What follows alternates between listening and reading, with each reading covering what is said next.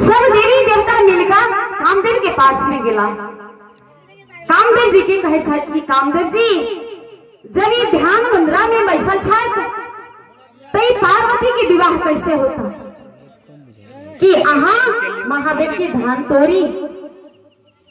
देवी रति जी उनका रोके छथि कामदेव जी की कि कामदेव जी अहाँ नहीं जाओ, अगर 3 नेत्र जे खोल जेतै तो अहाँ नष्ट भ जेबे। देवी रति जी की बात नहीं मान का और महादेव के जागवे ला चलल। कहे छथि जगाए देहारी हो,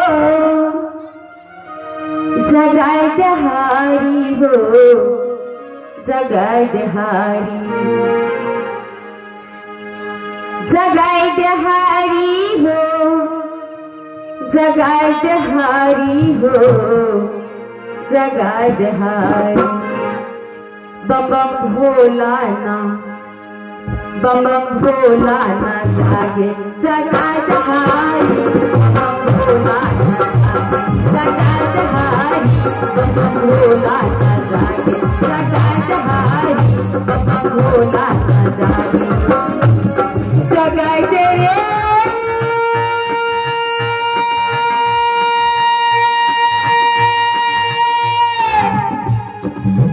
जगाए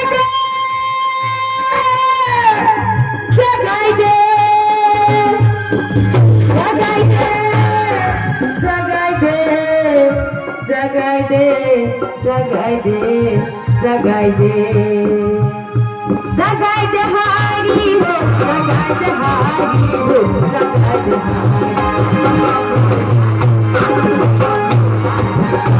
जगाए दे हारी, भोला न जागे, जगाए दे हारी, भोला न जागे।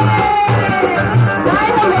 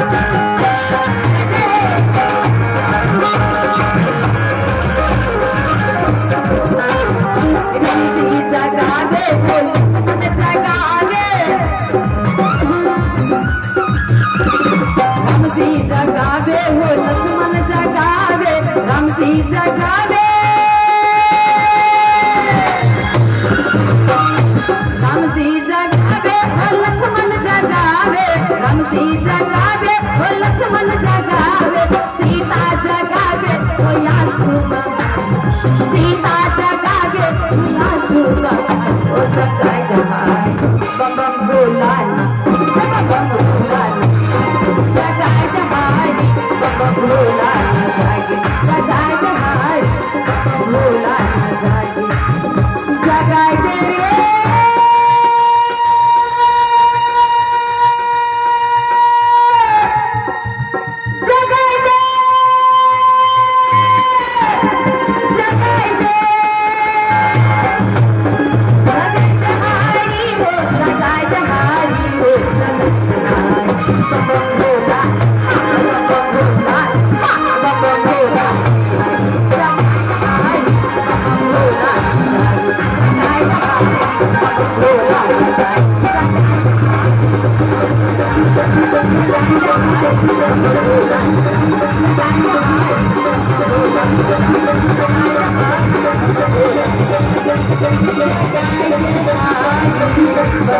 भोला